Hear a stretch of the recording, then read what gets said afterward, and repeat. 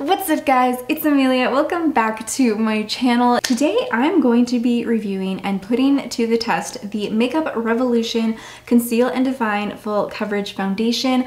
I've heard amazing things about their concealer, but I've never tried out either one of these. So if you guys want to see me test out Makeup Revolution's new full coverage foundation and their concealer, then just keep watching. Little background here. First of all, I have oily skin and I have acne prone skin. So there is some texture, especially around my chin zone. So it's not looking too bad, but it definitely can use some coverage.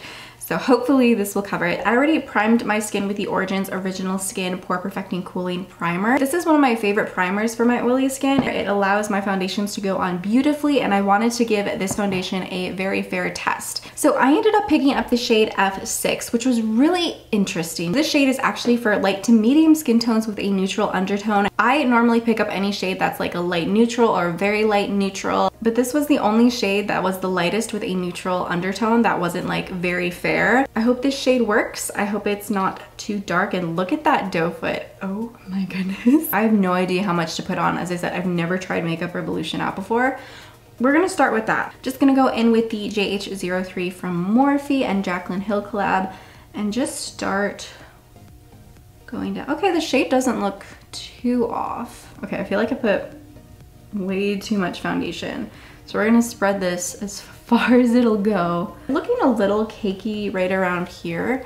On camera it looks freaking beautiful and stunning. So I'm gonna try putting just a little less on that side. Oh, also my favorite current foundations are the Maybelline Superstay Full Coverage Foundation, as well as the NARS Natural Radiant Foundation. So if you guys love those foundations, this review is definitely gonna be super helpful for you. So I put a lot on this side and the coverage is beautiful. I put less on this side and the coverage is still looking really good. Still a little tacky, but I definitely think this dries down really quickly and you have to work very quick. I'm just gonna take a damp beauty sponge and I'm just gonna put like a very teeny tiny little dot on this and pat it on the back of my hand just to warm it up, and then we're gonna press it into the skin. This way I can blend out the foundation without losing any coverage and also cover any areas I may have missed. The color, honestly, I think it's okay. It's a little light, which is kind of shocking because this is also for medium skin tones.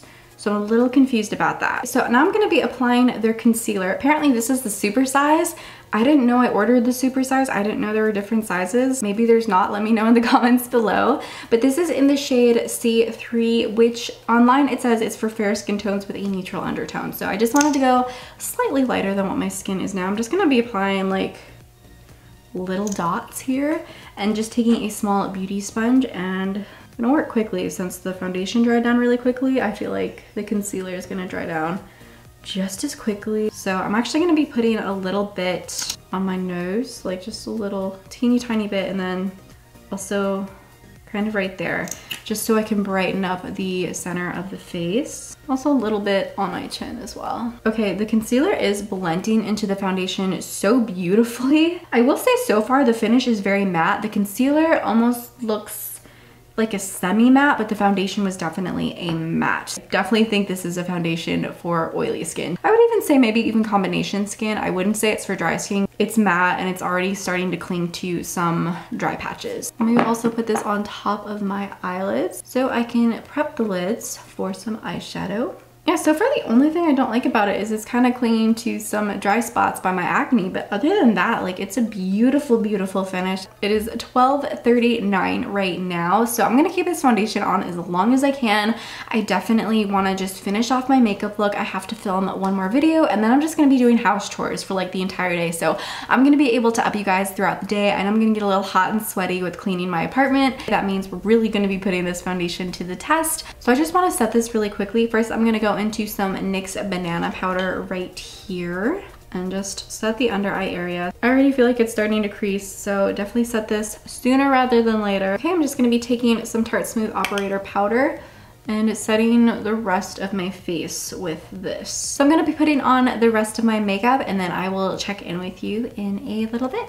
Okay, and I wanna give you a close-up in my fancy lighting with a different kind of camera. Yeah, as you can see, that's all the stuff that's kind of around my acne, which isn't that great. And this is what the foundation looks like in natural lighting. Looks so pretty in natural lighting. Maybe if I just exfoliated my chin a little bit better, it would have been fine. It is currently 1:14 right now after I finished my makeup. I basically just used the Smashbox Cali Contour Palette, a beautiful Litchi and Gold blush, Sephora Melting Lip Clicks. For highlight, I used the Wet n Wild Mega Glow highlighter in the shade Blossom Glow. For the eyes, I used the Morphe and Jaclyn Hill Ring the Alarm palette. I also set everything with the Urban Decay All Nighter Setting Spray, so I'm really hoping that it locks everything in place. I will say the makeup went on very nicely. I do think my skin feels a little dry though. I'm really hoping the dryness of the foundation won't affect my oily skin. Sometimes if I put on something that's really drying, my oily skin will be more oily than normal. Maybe it'll wear better throughout the day as like my oils on my skin start to resurface. I will check in with you guys in a little bit. So it is currently 2:56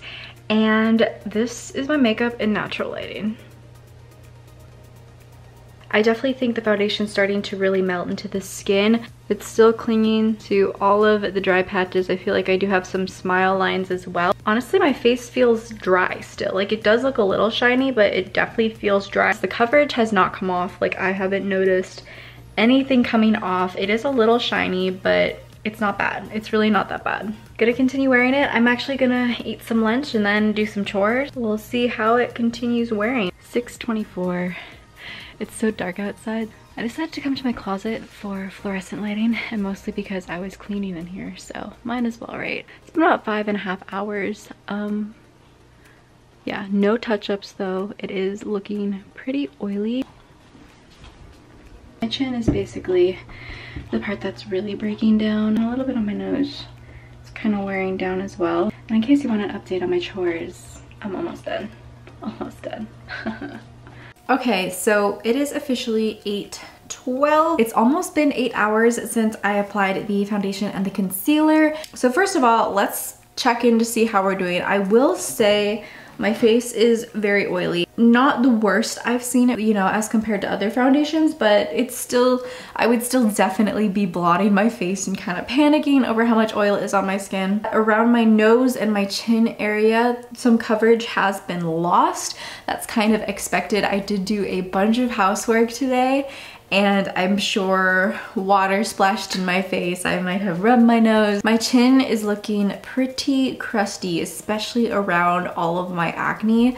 So I think something I would do differently for next time is I would definitely exfoliate my skin before applying this foundation. This foundation honestly was a lot more drying. So even though I have a bunch of oil on my face, like my skin still feels so dry right now. You might want to stay away from this foundation if you have super dry skin. I feel like dry skin and this foundation just will not go together whatsoever. For oily skin though, I think it held out pretty good. I mean, my face is like super oily. So honestly, I am digging how it controlled my oil, not digging how it clung to my dry spots. It definitely looks cakey just around this whole region. Just around here, it looks very oily. Everywhere else though, I mean, it looks really good actually, which I'm kind of surprised. Like even my forehead looks pretty great after 8 hours of wear. As for the concealer, I only have a little bit of creasing right here, but that's about it. So overall, I think after 8 hours of wear on an oily face doing a bunch of housework,